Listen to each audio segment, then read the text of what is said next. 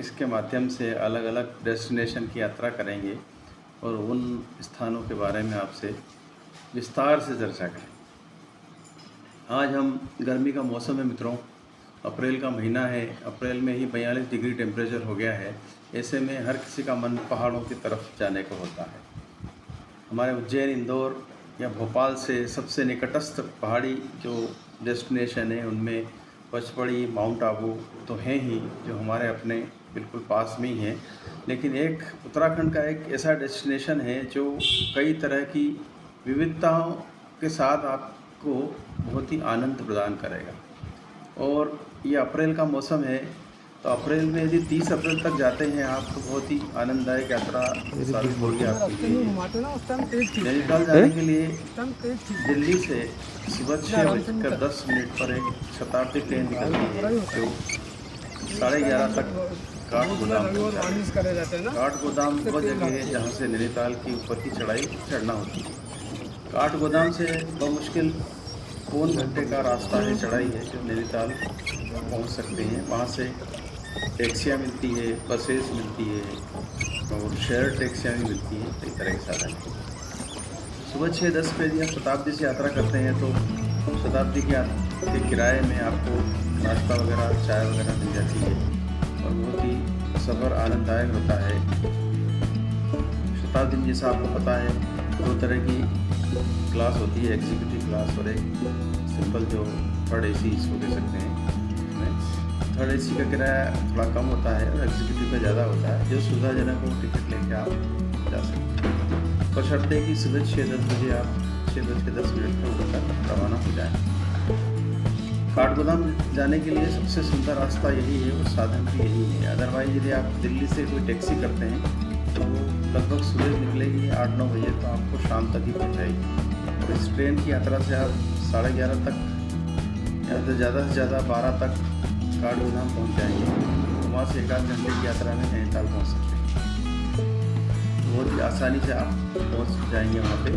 और ख़ास करके हमारे मध्य प्रदेश, राजस्थान से जाने वाले लोगों के लिए एक रात यदि आप दिल्ली में गुजार लेते हैं किसी ट्रेन से जाकर या बस से, तो कभी भी शताब्दी के टिकट ऐसे होते हैं कि कभी भी जाकर आपको मिल जाते हैं। 2 दिन 3 दिन के अंदर में आप जाएंगे, सीज़न नहीं है। और ख़ास बात और बताना चाहूँगा कि अप्रैल का महीना ऐसा है कि बच्चों की छुट्टियाँ नहीं होती है और इस समय थोड़ा पहाड़ी क्षेत्र खाली खाली रहता है और ठंडा भी रहता है अपेक्षा। मई में चूँकि गर्मी मैदानों में पड़ती है तो पहाड़ों में भी टेम्परेचर थोड़ा बढ़ जाता है। नैनीताल का जो तापमान है वो अधिकतम तो 27 डिग्री तक जाता है और न्यूनतम अभी गर्मियों में 10 डिग्री तक रहता है। नैनीताल बड़ी सी झील है जो विशाल क्षेत्र में फैली हुई है। चारों तरफ पहाड़ों से घिरा हुआ मनोरम स्थान है। झील में बोटिंग करना भी एक सुखद अनुभव होता है। यहाँ नैनीताल प्रशासन ने यह तय करके रखा हुआ है कि झील के अंदर मोटर बोट नहीं चलती, चप्पू से चलने वाली नौकाएँ ही चलती है। उसका एक अलग ही आनंद होता है, इस आनंद को उठाना चाहिए। नैनीताल जाने वालों के लिए यदि आप 3-4 दिन का समय रखते हैं अपने साथ में, तो नैनीताल के पास एक तुलसी धाम है जहाँ पर शिव करोली बाबा का आश्रम है, बहुत ही सुरम्य स्थान बना हुआ है वो।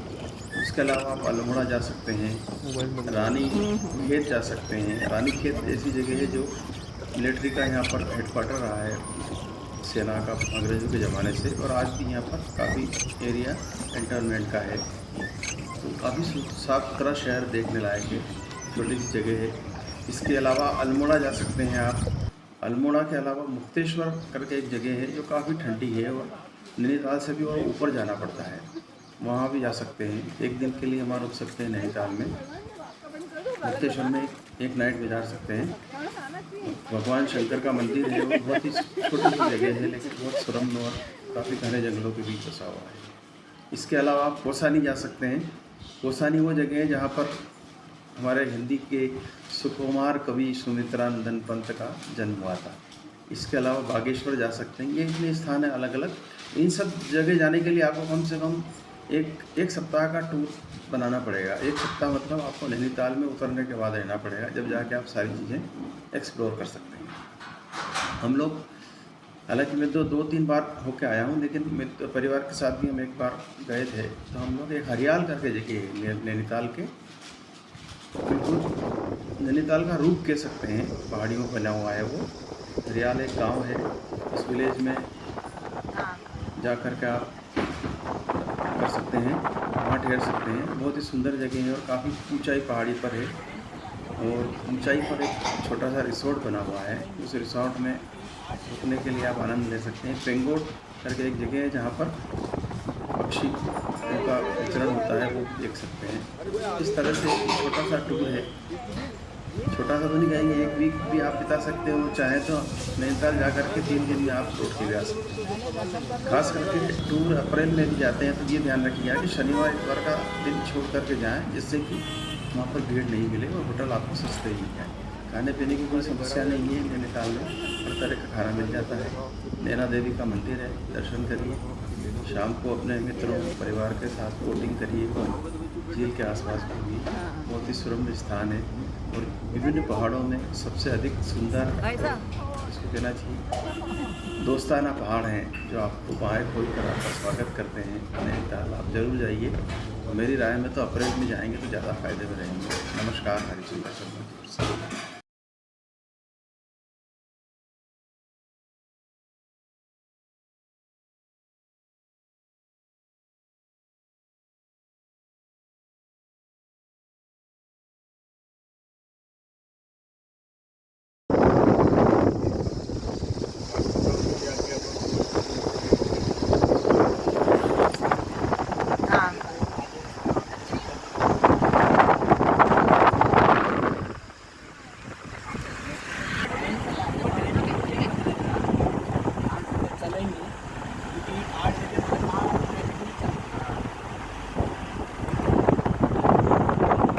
ले लिया यार एक।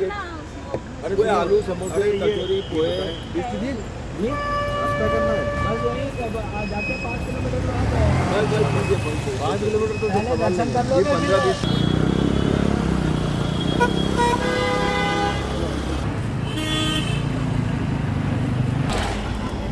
नींबू पानी भरा हुआ जाती पानी में बिगड़ खाओ, खाओ लेना तो इधर देखो, खाओगे तो चुप बैठ सकते बना रहे। हाँ, इधर देखो, ऐसा